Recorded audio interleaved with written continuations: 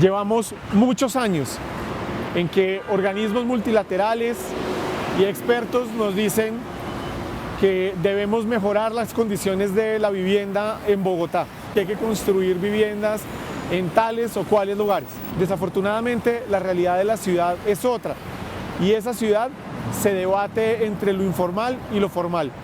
Lo formal con viviendas que tienen acceso a servicios públicos, a transporte público, a equipamientos urbanos, a servicios sociales. Y una ciudad informal que ocupa fundamentalmente la periferia de la ciudad, las montañas, los bordes de las quebradas, de los ríos, los humedales, y eso hace que sea muy difícil que tengan acceso a la infraestructura social, al transporte, a la seguridad, a muchas de las cosas que hacen vivibles nuestros barrios, pero que le ofrecen a la gente la posibilidad de comprar un lote, luego de construir ahí su casa y de poder garantizar un techo para su familia. Para responder a la necesidad de vivienda, la ciudad lleva años tratando de desarrollar una serie de programas de vivienda con subsidios, pero hay que reconocer que la vivienda es cara y que hay una gran cantidad de personas, principalmente personas de desplazados, madres cabeza de familia, personas que no tienen trabajo, que no tienen los recursos suficientes para adquirir una casa o para aplicar alguno de esos subsidios y ayudas que el gobierno distrital y el gobierno nacional ofrecen para que la gente compre su vivienda. Llevamos años tratando de correr detrás de esas viviendas informales, sin embargo la gente siguió comprando lote, porque esa es una particularidad de nuestra ciudad. Más que invasiones violentas, lo que hemos visto en Bogotá es la parcelación de terrenos y personas que hacen un esfuerzo gigantesco para comprar ese lote y tener todos los papeles en regla. Eso ha sido claramente aprovechado por unas personas que utilizan herramientas ilegales para lotear predios privados y ofrecer esa vivienda a un precio que la gente lo puede comprar, y se aprovechan de esa necesidad. Por eso esta noche en Planeta Bogotá vamos a conversar sobre la tensión que existe entre la vivienda formal e informal. Vamos a hablar sobre los esfuerzos que hace el distrito para ayudar a que la gente acceda a la vivienda y cómo esa oferta no ha sido suficiente y termina abriéndole la puerta para que el sector ilegal, el sector informal, termine llenando el vacío que el distrito no ha logrado. Hablaremos con dos personas pilísimas que han trabajado este tema durante muchos años: la doctora en antropología y urbanista Adriana Hurtado y el abogado y urbanista Wilben Palacios. Ya nos vemos en Planeta Bogotá de Mesa Capital por Canal Capital.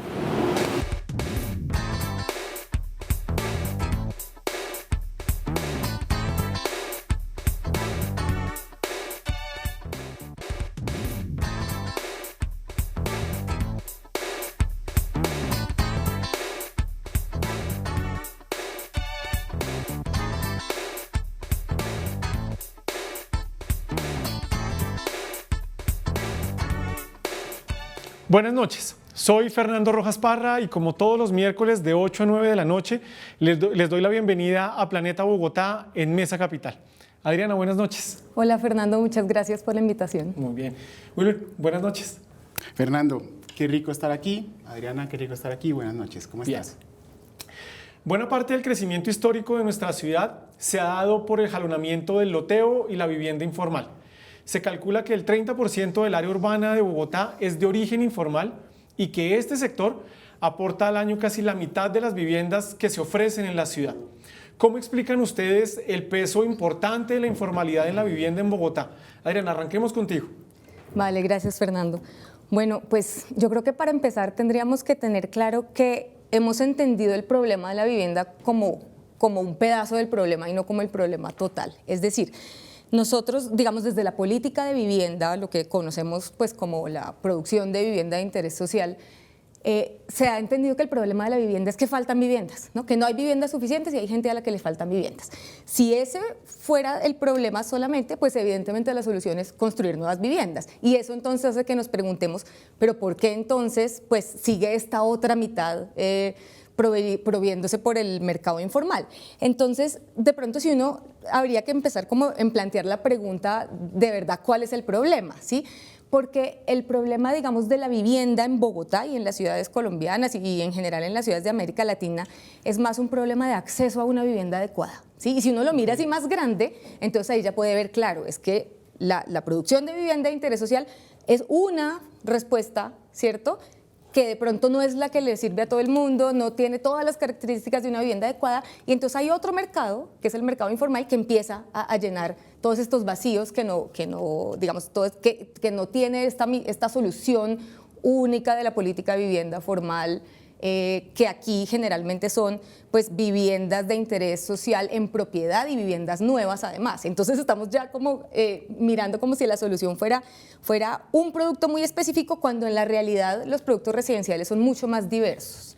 Ok, entonces podemos decir que el problema hoy no está solo en el número de viviendas, sino en la calidad de la vivienda y en que necesitamos viviendas de diferentes tipos que se ajusten a una variedad de decisiones o de necesidades que tienen las familias?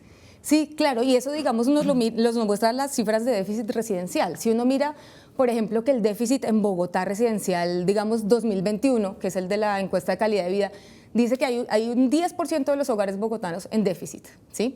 Pero si ya uno mira discriminado entre el déficit cuantitativo, que es los hogares que necesitan una vivienda nueva, ¿cierto?, eso es nada más el 1%. Okay. El resto, el 9% que queda, son hogares que están en déficit cualitativo, es decir, hogares que necesitan un mejoramiento de sus condiciones residenciales. Entonces, esa cifra ya nos muestra que el problema no es solamente la cifra, ¿no? Como que si hay un hueco de aquí de 45.000, que es el déficit cuantitativo, entonces tenemos que construir esas 45.000, sino que la cosa es más compleja y que se necesitan soluciones también más diversas. Ok, muy bien. Pues bueno, ahí Ariana menciona unos temas súper claves, que es, primero, cómo se mide el déficit, y nosotros, casi todos los que generan condiciones de vivienda lo analizan, la miran en un déficit cuanti. Entonces usted dice, ¿cuánto es el número de viviendas que hay que proveer y cuál es el ciclo de creación de viviendas? Pero mencionabas un tema clave, que es la informalidad. La informalidad es una respuesta de mercado a una necesidad. ¿Cuál es la necesidad? Yo necesito un techo.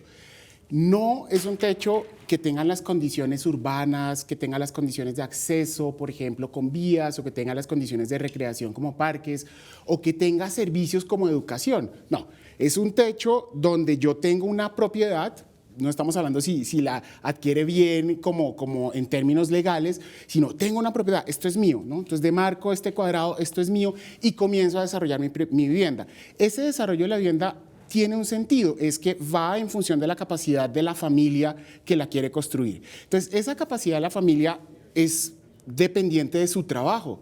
Y si tenemos personas que no están en el mundo del trabajo informal, en el mundo del trabajo formal, están en un mundo de trabajo informal que obedece a esos periodos que mencionaba también Adriana, no es solo el cuanti, es un tema de quali, pero el tema quali está asociado a que la vivienda no, ¿cómo pago la vivienda?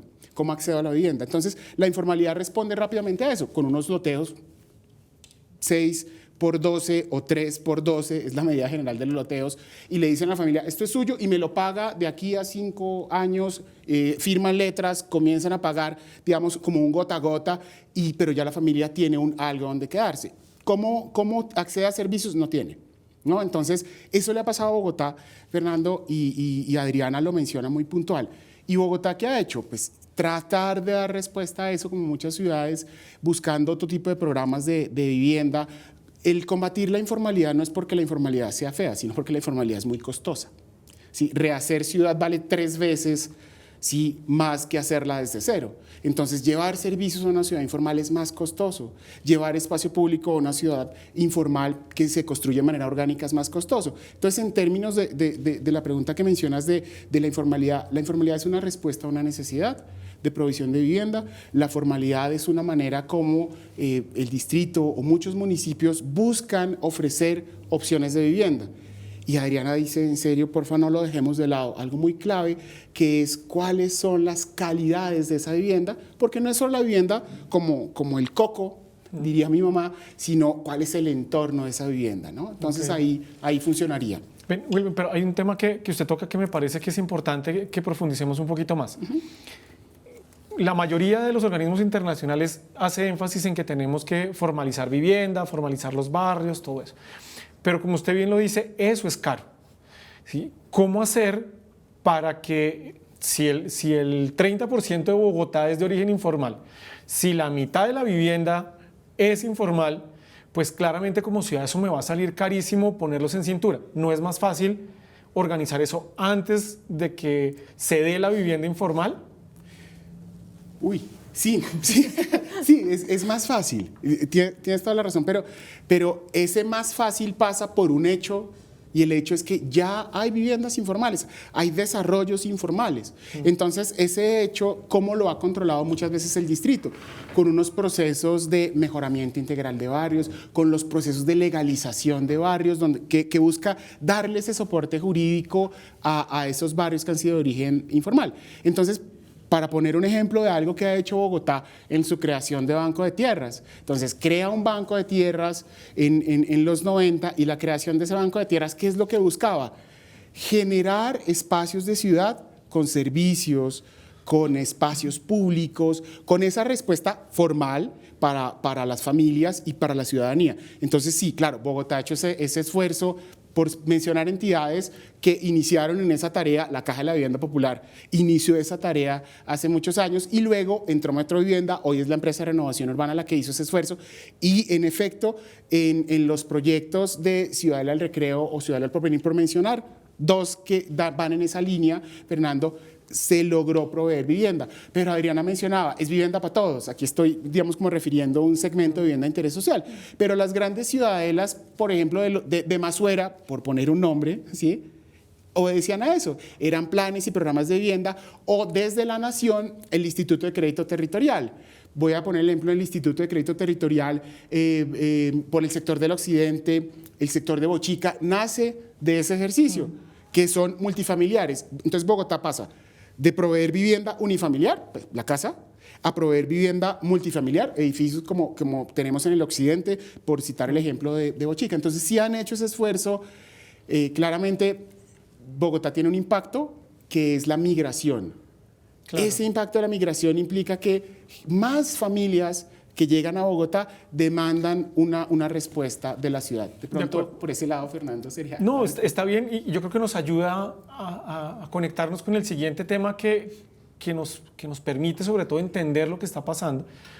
Y es que si el crecimiento informal se concentra en las localidades de la periferia, en las laderas de los cerros, en los bordes de los ríos, de las quebradas, en los humedales, si la invasión violenta en Bogotá no es la característica de esa ocupación informal del suelo, si las autoridades y las personas saben de los riesgos, ¿por qué no se logra poner freno al crecimiento de este sector? Y estas respuestas de las que estamos hablando, que casi todas son en la periferia, pues terminan generando una desconexión con el resto de la ciudad. Bueno, ahí yo tendría dos cosas, digamos, como para empezar a hilar esta respuesta. Una, que pues esos problemas que mencionaste, desafortunadamente también los comparte la producción de vivienda formal.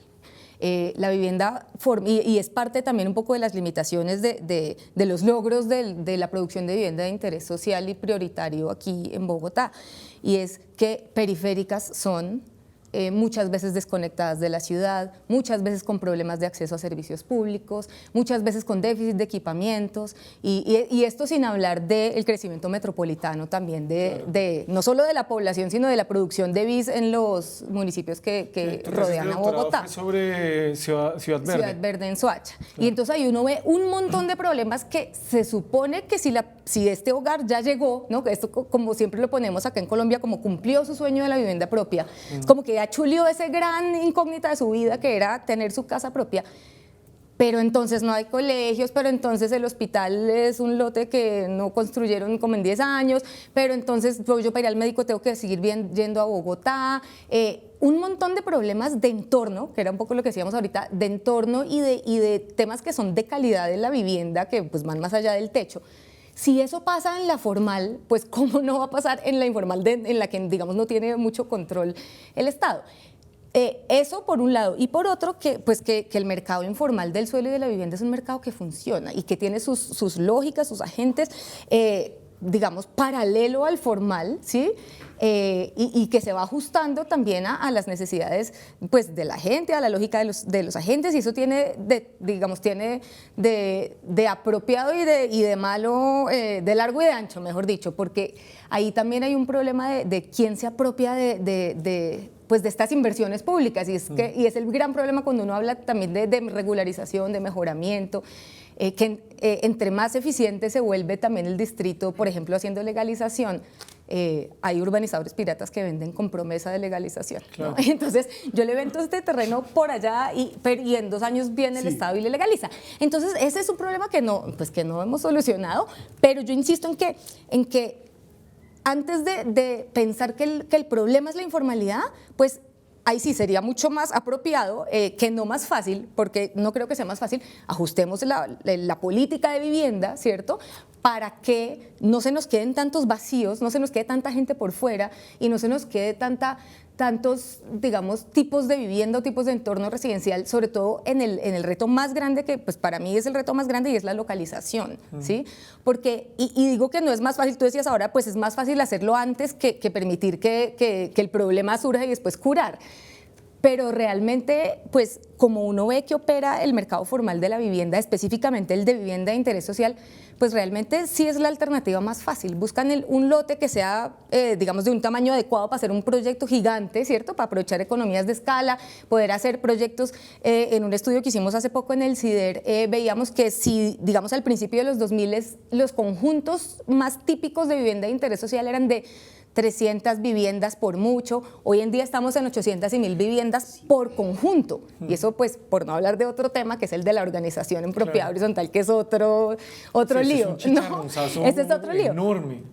Pero el punto es que la lógica de la producción del mercado formal de la vivienda pues sí busca esas soluciones como más costo eficientes, lote lejos, fácil de desarrollar, donde yo puedo pues digamos un poco aplicar la misma plantilla de diseño y los mismos conjuntos que además no solo en Bogotá sino los encuentra uno en Barranquilla, en Ibagué, el mismo conjunto igualito, pero en distintas regiones, ¿no? Claro. Entonces, pues, de pronto eso es lo que ha pasado, es que hemos buscado como la manera más fácil, ¿sí? Okay. Y proveer vivienda adecuada, digamos, un poco respondiendo a la pregunta de evitar digamos, estos mercados informales que además, pues, sí ponen a la gente en unas situaciones económicas, pues, muy difíciles, pues pasaría por producir vivienda de una manera muy distinta, que no es tan fácil, y es un poco en temas de buscar lotes bien localizados, que a veces son pequeños, que a veces son difíciles de gestionar, incluir a la gente, por ejemplo, y temas de co-construcción, claro, que también es otro, digamos, es mucho más complejo hacerlo bien. Entonces creo que ese ha sido un problema. En esa línea, pues, Wilben estuvo cerca a la producción de vivienda. Sí. La pregunta del millón es, ¿por qué estando uno allá, si sabe que es lo que no se debería hacer, pues la ciudad termina llevando a la gente, no solo con los proyectos de Metrovivienda, sino que lo estamos viendo con Lagos de Torca, con el proyecto de lo que se quería hacer en Lagos de Tunjuelo, que ahora se llama Reverdecer, sí, pero estamos llevando a la gente también a la periferia con todos los desafíos que eso genera. Entonces, ¿cuál es el desafío? ¿Por qué no lo logramos resolver ya estando en el poder, en la administración y en la toma de decisiones? Claro, esa es una pregunta de mi vida pasada, ¿sí? Pero la respuesta, digamos, de mi vida pasada es muy puntual. Hay un sentir en que todas las administraciones, siendo muy honesto, hacen un esfuerzo para cumplir esas metas, ¿sí? Ese es un sentir que aún sigo compartiendo, y todas las administraciones hacen ese esfuerzo. Entonces, leído ese esfuerzo, pues hay una dinámica de mercado que le pega duro a ese esfuerzo. Y la dinámica de mercado es un acceso al suelo, ¿sí? Entonces, el acceso al suelo, yo tengo que ver un suelo, y ya lo decía Adriana, localizado. Entonces, ¿dónde tengo un suelo que esté sin desarrollar. Y mira que tiene relación con algo muy importante en términos de ordenamiento, que es el ordenamiento territorial. ¿Cómo ordeno yo los municipios? ¿Cómo ordeno Bogotá? En esa propuesta que comenzó en su momento en el año 2000 con los modelos de ordenamiento que adoptó Bogotá, en esa propuesta había unos suelos que se iban a desarrollar, principalmente en el occidente y en el borde norte, porque mencionabas todo el tema de Lagos de Torca, que en algún momento se llamó Plan de Ordenamiento Zonal del Norte, todo el proceso de Dusme. Entonces, eran suelos que no estaban ocupados. El que no estuvieran ocupados y estuvieran en la periferia tenía unas condiciones que permitía que el costo no fuera tan alto como el costo que podría tener adquirir o gestionar un suelo en la mitad de la ciudad. Y hay administraciones que han hecho ese ejercicio de cómo logro traer vivienda, por ejemplo, al centro, ampliado en su momento, e hicieron un esfuerzo súper importante.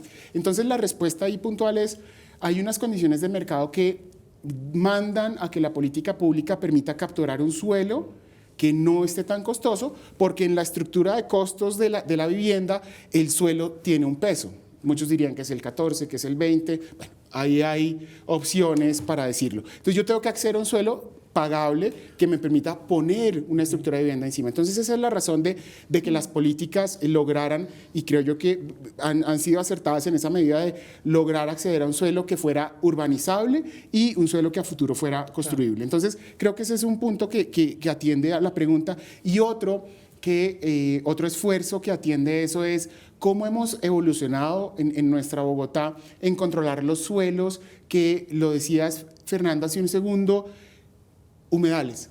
¿Cómo hemos logrado entender como ciudadanía que hay unos suelos que debemos proteger, que hay unos suelos que debemos cuidar?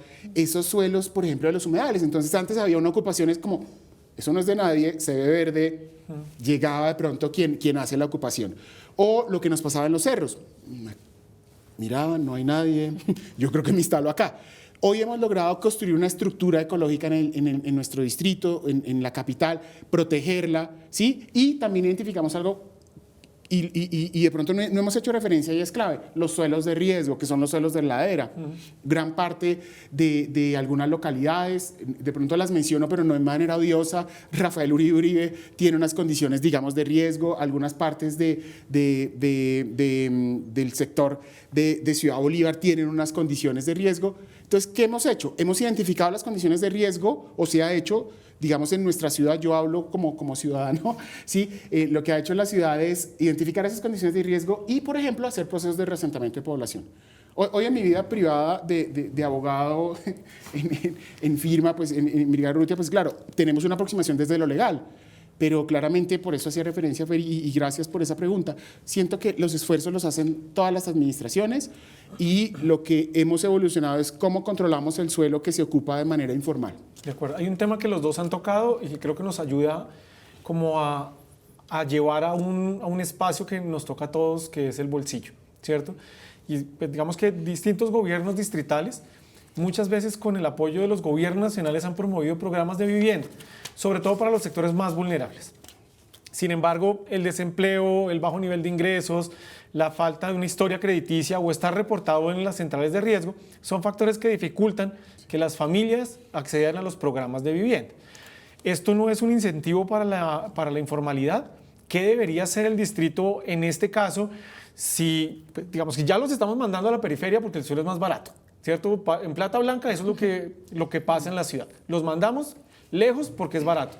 Pero si además de eso no tienen las condiciones económicas para cerrar el acceso a estos proyectos, pues simplemente van a quedar en manos del loteador informal, que claramente da unas condiciones diferentes, pero que al mismo tiempo le permite a la gente acceder a un suelo para construir su vivienda.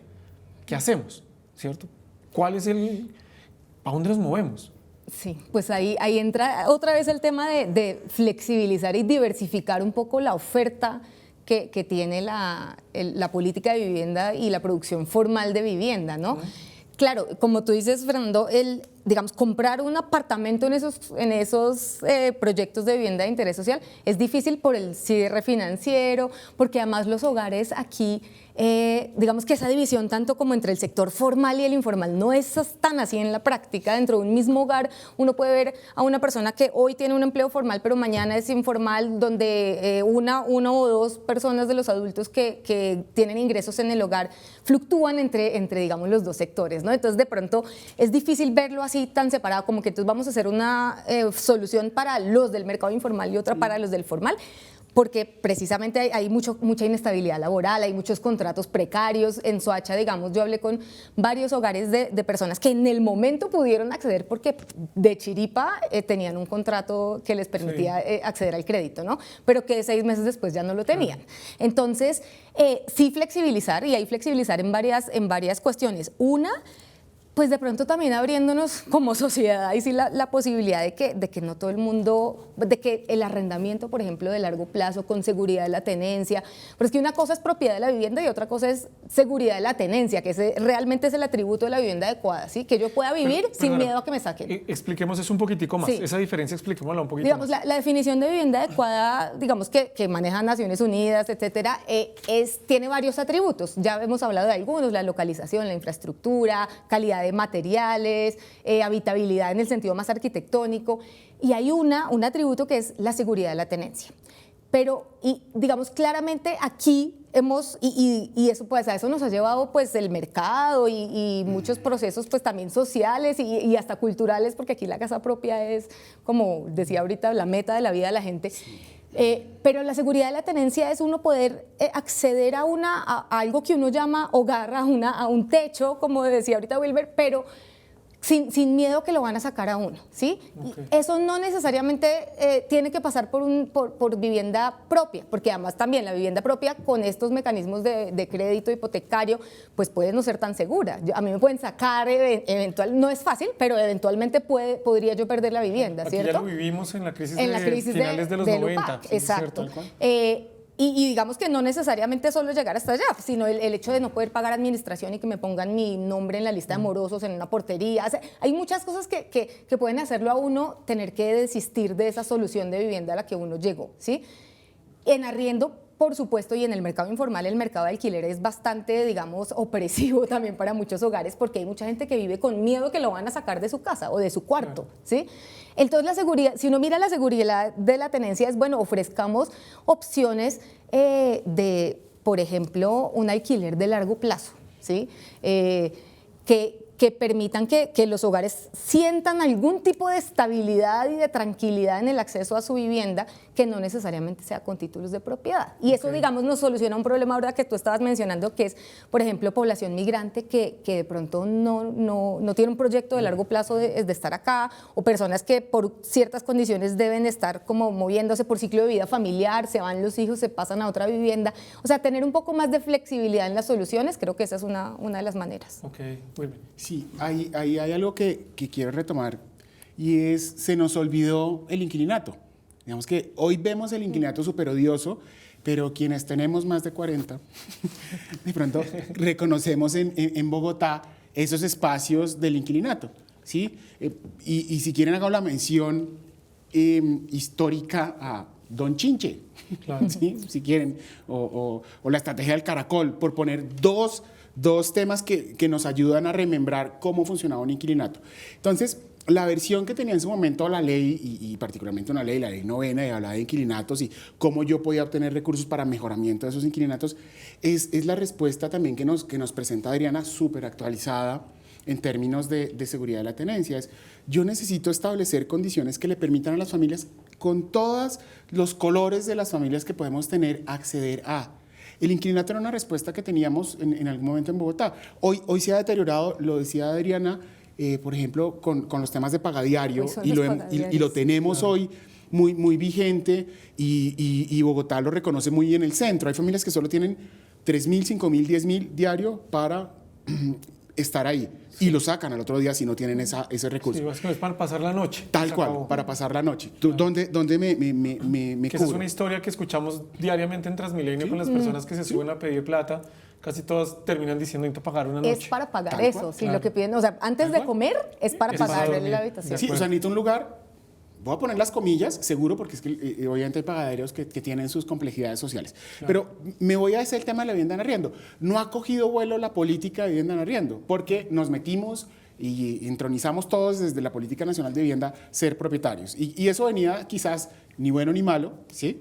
De una mención en un plan de desarrollo nacional, país de propietarios. Entonces, si usted le vendieron que tienen que ser propietario, pues su sueño necesariamente es ser propietario. Pero, ¿por qué no exploramos vivienda en alquiler, vivienda en renta? ¿Por qué no exploramos formas de vivienda colectiva? Sí, eso nos permitiría flexibilizar, como mencionaba Adriana, las políticas. De nuevo, siempre se hacen esfuerzos y el tema de subsidios lo decías. Lo que hace el subsidio es hacer un cierre financiero a alguien que no tiene la posibilidad, pero viene la trampa que es sistémica.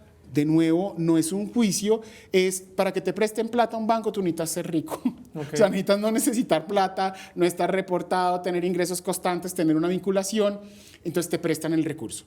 Para acceder al subsidio, en términos de política, necesitas ser vulnerable o tener unas condiciones de no estabilidad o unos ingresos inferiores que te permitan acceder al subsidio. Entonces hay unos ejemplos de cierre financiero. Bogotá ha hecho unos esfuerzos, por ejemplo, de subsidio complementario que han resultado exitosos. Entonces dice, venga, tiene la nación, yo le pongo el distrital y adicionalmente le doy un acceso a un programa de los que he construido y eso ayuda a las familias, ¿no? Y siempre, digamos, ese es el esfuerzo que se hace desde política pública. Creo que también hay algo que lo dice Naciones Unidas también en últimas, no es la vivienda, sino unos temas de estabilidad, de empleo, de seguridad que le permitirían a las familias acceder, por ejemplo, a sus compromisos crediticios del esfuerzo de los bancos, del esfuerzo de la nación, del esfuerzo, obviamente, de nuestra Bogotá y poder pagarla, ¿no? Hay gente que, tú le decías, se queda colgada, se queda colgada. Esa sería de pronto la respuesta. O sea que en este momento estamos hablando de no solo reformular la idea de propiedad o de tenencia, ¿cierto? Puede ser que el arriendo sea el camino de largo aliento, podría ser, O pero al mismo también, tiempo... sí. O No, digo que también puede ser un camino, ok, o sea, un es camino, como ok. que no Entonces tenemos son varios una caminos, única, sí. perfecto. Y en el tema fundamentalmente financiero, pues tenemos que reformular la política para financiar vivienda porque igual en últimas pues la gente va a quedar colgada por algún lado, ¿cierto? Porque no todo el mundo, y lo hablábamos ahorita, no todo el mundo tiene una debilidad o una vulnerabilidad, pero no necesariamente eso no significa que yo no quiera tener una vivienda, pero no cumplo con los requisitos de vulnerabilidad para que ese proceso sea más flexible para mí. Sí, en parte puede ser eso, pero también está en crear nuevos productos, porque es que también la política pública hace que el actor privado se interese en dar cumplimiento a esa política pública. Entonces, esto es un diálogo también que hay que construir con unos actores privados que son quienes desde el mercado dan esa vivienda, porque Colombia ya renunció al modelo de proveer vivienda estatal, ¿sí? O sea, el Instituto de Crédito Territorial, en su momento, lo que hacía el BCH, ¿sí? Ya ese modelo no lo estamos tocando, porque los temas de vivienda pública y no pago de la deuda al actor público, porque, no, eso del Estado, entonces no le pago, sí, pues generaron, digamos, que se rompiera, entre otros factores, que se rompiera ese modelo. Entonces ya no tenemos hoy un actor público. Hoy tenemos unos actores públicos que son, por ejemplo, bancos de tierras. Creamos en el tema de la región metropolitana, digamos en Bogotá, debe haber un banco de tierras regional que ayude, por ejemplo, a gestionar ese suelo. Porque eso es un chicharronzazo, sí, ¿no? Tú lo viste con Ciudad Verde. Total. Sí, claro. Total. Sí, claro que a eso se le suma que esto era un proyecto pues de la nación que llegó y dijo acá, Un macro. sin preguntarle a ese fue Soacha, macro sin primera preguntarle generación, a si no estoy mal, ya. sí, de primera generación. Entonces, no, sí, ese digamos que ya eso fue un caso que esperamos que no se repita en el país. Claro. Pero frente a lo que tú estás diciendo ahorita, también quisiera añadir que esto de llamar, digamos, de llamar a los privados es fundamental, pero también darles razones para que ellos quieran, digamos, submetérsele a esta flexibilización, porque ahorita las condiciones de mercado no están incentivando que los privados vayan a querer esforzarse demasiado, porque la visa es un producto que se vende a toda velocidad, o sea, toda se vende donde sea, del tamaño que sea, toda se vende. Primero, pues porque esa se vende a cualquier persona, ¿no? Sea con subsidio o sin subsidio.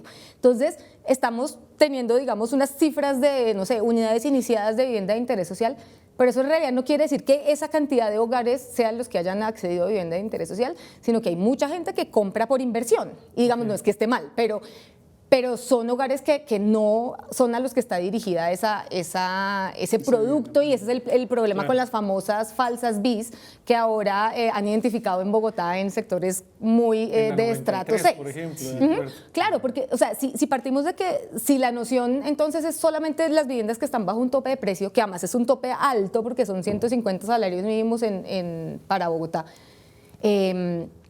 pues si solo es el precio, entonces cualquier cosa que esté debajo de ese precio, o sea, un apartaestudio en un estrato 6, puede ser una vivienda de interés social. Entonces, la idea es volvamos a ponernos de acuerdo como sociedad. ¿Qué es una vivienda de interés social? Desde la ley 388 nos están diciendo, son las viviendas orientadas a satisfacer las necesidades de vivienda de los hogares de más bajos ingresos, de los hogares más vulnerables. Pues entonces, ¿qué es? Pongámonos de acuerdo en cuáles son esas características que debe tener una vivienda de interés social, más allá de poner un tope de precio. Ok. Vamos a ir a una pausa aquí en Planeta Bogotá y en un momento regresamos a conversar aquí con Adriana y con Wilben sobre la vivienda informal en Bogotá.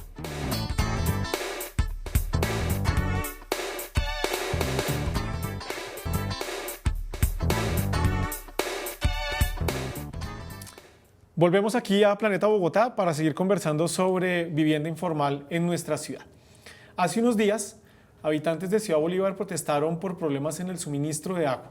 Entre 8.000 y 10.000 familias se veían afectadas por una intermitencia que colmó la paciencia y llevó a que muchos de ellos salieran a la calle a bloquear vías y a exigir respuestas de parte de las autoridades. Según la empresa de acueducto, esto tiene que ver con las conexiones ilegales de barrios informales que afectan el suministro normal de agua. Este es un ejemplo, pero claramente es una situación que se repite con otros servicios. ¿Cómo manejar la presión de la ciudad informal sobre la capacidad de respuesta de la ciudad? Esa es una de las preguntas más difíciles que se tiene, no solo desde la planeación, sino también desde la gestión. Y estamos hablando aquí con dos urbanistas. Entonces, ¿qué hacemos? ¿Cómo lo vemos? Sí, esa pregunta está difícil y eso que, digamos, Bogotá tiene unas coberturas pues bien impresionantes en términos de acueducto y alcantarillado, ¿no? Ahí digamos que las empresas de servicios públicos han venido adaptándose a la urbanización informal con cierta sofisticación. El acueducto incluso tiene una categoría especial para las conexiones de barrios de autoconstrucción, ¿no? Entonces, casi que las empresas han podido hasta cierto punto responder a esas necesidades.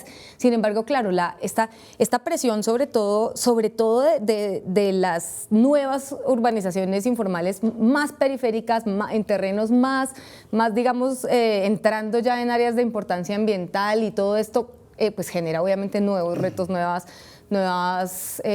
desafíos para seguir extendiendo sin ningún tipo de contraprestación las redes. Ahí pues no sé cuál será la solución. Digamos que la solución desde el ordenamiento a este tipo de presiones sobre servicios públicos generalmente pues es, digamos, urbanizar, antes que hablabas de las urbanizaciones periféricas, urbanizar las periferias que se pueda urbanizar, digamos, entendiendo el acuerdo social que hay sobre las áreas de importancia ambiental, hacer una urbanización periférica donde exista ya un esquema de reparto de cargas y beneficios. Entonces yo voy a urbanizar toda esta zona en el extremo de la ciudad.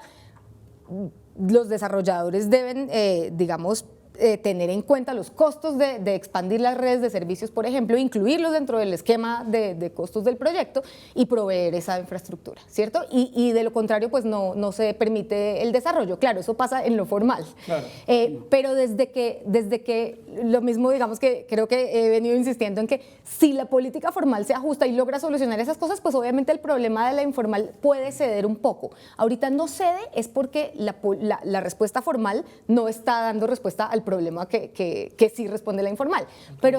Pero en la medida en que digamos, también desde el ordenamiento se logren estos esquemas, se logre que las urbanizaciones formales, tanto en renovación como en desarrollo, como en expansión urbana, logren asumir los costos de la urbanización completos, ¿no? Las vías, las redes de servicios públicos, proveer las zonas verdes necesarias, los equipamientos de todo tipo que se necesitan, todos los soportes que se necesitan para una urbanización, pues ahí ya la presión sobre proveer servicios sería un poco menor. Okay. Sí, ahí la respuesta también se acompaña de cómo articulo esa generación de ciudad orgánica, informal, cómo la articulo específicamente a esa forma de regularización. Entonces ahí la pregunta es cómo manejo yo esa presión. Entonces una forma de manejarlo son los procesos de legalización, los procesos de titulación, ¿sí? En el caso de nuestra Bogotá, pues, los ha hecho la Caja de la Vivienda Popular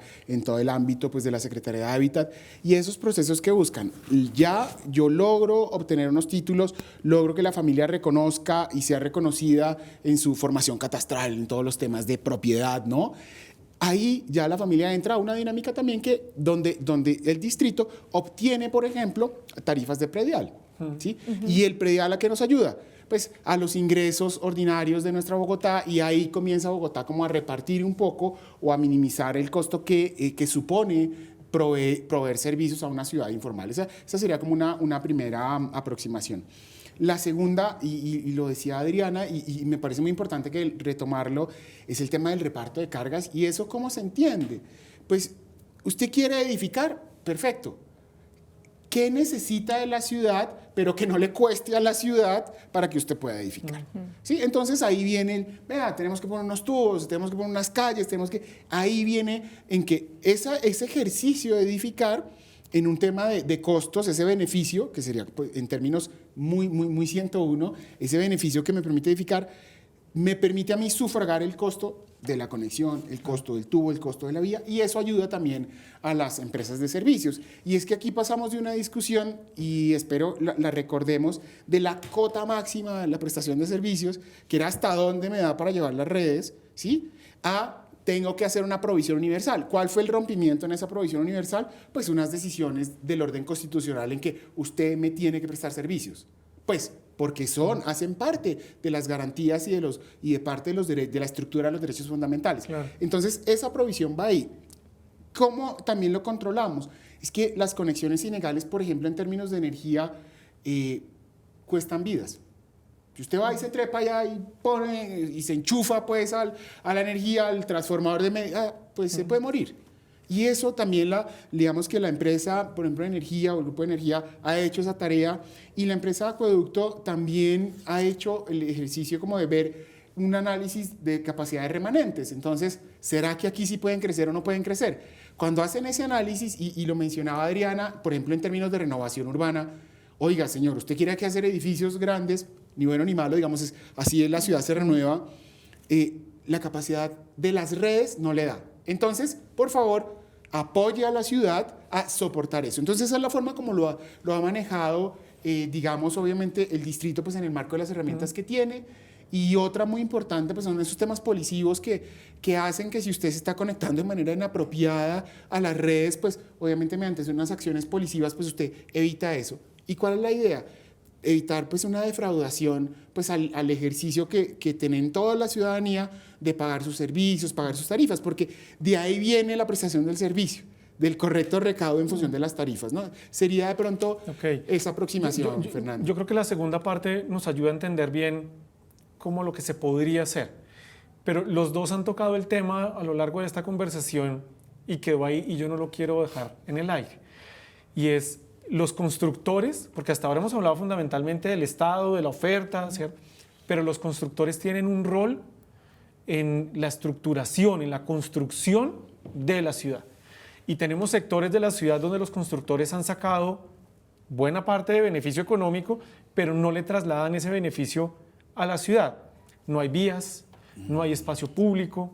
Los parques, pues muchas veces los terminaban encerrando porque se suponía que eran del edificio. Entonces, cuando vino la discusión, y eso se ha visto en las discusiones de los diferentes planes de ordenamiento territorial, siempre los constructores salen a decir, no, un momento, que no me valga a mí tanto, porque es que si no eso me va a encarecer la vivienda, pero finalmente como ciudad terminamos pagándolo, ¿cierto? ¿Cuál es el rol de los constructores formales en este desafío que tenemos de enfrentar la informalidad, pero al mismo tiempo de garantizar una nueva política de vivienda y de ocupación del suelo en la ciudad? Pues bueno, ahí yo creo que el reto principal está más que digamos en el esquema de costos de los constructores, es en el mercado de suelo. Okay. Es en que se pueda cargar y digamos en eso está sustentado pues todo un aparato de instrumentos de recuperación de plusvalías, que es lo que tenemos aquí en Colombia, y es aplane el precio del suelo para que no solamente para que no sea tan costoso, digamos, para todos, sino para que también incluso el constructor pueda comprar a un precio más o menos que no incorpore expectativas, que no sea precio de especulación, ¿sí? Sino un precio que corresponda con lo que se puede hacer hoy en este terreno, y que ya el constructor diga, si yo quiero acceder a una norma, a una edificabilidad altísima, a un aprovechamiento muy grande, entonces yo tengo que proveer, digamos, lo que falte. Pero es más como en el suelo donde tocaría intervenir como con mayor decisión, también para poder hacer que sea viable un suelo, un suelo no tan caro, bien ubicado para vivienda, para personas de menores recursos, ¿no? Entonces yo creo que es ahí donde está, porque casi, pues digamos, en estudios de mercados del suelo, lo que se muestra es un poco que, digamos que los costos de construcción pues son transparentes, uno sabe cuánto cuesta, ¿cierto? La ganancia del constructor es pues una utilidad normal de un emprendimiento privado, pero es en el precio del suelo, en esa inflación de los precios del suelo que hay por temas de especulación, donde se dan esos sobrecostos. Y entonces ahí, digamos, pues hay distintas maneras, ¿no? Hay instrumentos que le permiten a uno movilizar, por ejemplo, suelo vacante en las ciudades, otros que son ya más tributarios, entonces la participación en plusvalías o la contribución por valorización para financiar infraestructura, o sea, que empezar a intervenir, pues que digamos aquí hay avances, pero ponérselo como de manera más decidida, sobre todo articulado con una política de vivienda. Okay. Sí, bueno. ahí la respuesta viene como el papel natural del constructor. Digamos que yo mencionaba hace unos minutos ya no tenemos un Estado que construye viviendas, entonces ese papel, ¿quién lo juega dentro de toda la economía? Pues un equipo privado, ¿sí? Entonces los constructores lo que han hecho es responder desde su experticia, desde su conocimiento, desde su saber, desde su profesionalismo a la provisión de viviendas. ¿Cómo se puede enlazar eso? Digamos que hablábamos ahorita de un sistema de reparto de cargas y beneficios. Ellos se enlazan muchas veces en ese sistema de reparto. Ponías el ejemplo de todo el sistema del norte. En ese sistema del norte, ¿qué fue lo que se hizo? Fue cómo logramos construir un instrumento, tanto de gestión como de planificación urbana, que nos dé las facilidades para acceder a un suelo que permita, por ejemplo, desarrollar vivienda de interés social. Por poner el caso del sector del norte, mucho más del 30% de las unidades de vivienda se van a hacer en vivienda de interés social, ¿sí? Obviamente, Adriana lo mencionaba y Fernando también hacía la mención de cómo se redirecciona correctamente a las familias que deberían naturalmente tener acceso a esa vivienda. Entonces, el papel de ellos ha sido como estar dentro de la provisión o responder a la demanda, ¿sí? Siempre cabe la discusión en los temas de ordenamiento de que el sistema de cargas que se ponen para el desarrollo y construcción de nuestra ciudad permita o no asfixie las decisiones de mercado, ¿no? Si es un mercado que se ve sobrecargado, pues yo lo que hago es pues retiro, yo me dedico a otras cosas. Lo vimos en algún momento en Bogotá y eso le pegó muy duro a la sabana. ¿En qué le pegó a la sabana? Pues si las condiciones de mercado eran más fáciles en la sabana, de nuevo, ni bueno ni malo, eso tendrá otro análisis en materia urbanística, pues yo me mudo al vecindario que me genere mejores condiciones. Entonces, siento que es ese diálogo que lo mencionaba Adriana hace un momento. ¿Cómo construimos ese diálogo en que podamos como ciudad obtener parte de esos beneficios, ¿sí? Recuperarlos, reinvertirlos, bien sea por instrumentos focalizados o, por ejemplo, plusvalía focalizada, nos puede servir. Hay personas que no le creen la plusvalía, ¿sí? No, el recaudo es muy malo, eso no sirve, ¿sí? Pero esos son instrumentos. Pero el papel del constructor es ese, su papel natural, proveer ese bien que se va a transar en el mercado. Pero sí tiene como esos matices que mencionaba Adriana. ¿Cómo construimos ese diálogo? Y creía yo que la herramienta siempre es el marco del ordenamiento territorial. Esa es la herramienta que todo nos suma como ciudadanía, nos suma pues, como bogotanos y bogotanas a que funcione muy bien. Pronto vamos a hablar sobre un tema que Wilben está tocando, que es los desafíos de estas construcciones que se van a hacer en el norte, no tanto en temas de vivienda, sino cómo va a salir toda esa gente que va a vivir allá, porque no hay vías suficientes, pero ya hablaremos de eso en ese momento. Pero por ahora yo quiero que conversemos de un tema que me da muchas vueltas en la cabeza. El plan de ordenamiento territorial pues, intenta ordenar la vivienda en Bogotá. Sin embargo, estamos frente a una situación muy complicada porque históricamente la ciudad nos ha demostrado que no responde a modelos. Tenemos una presión gigantesca con los municipios vecinos.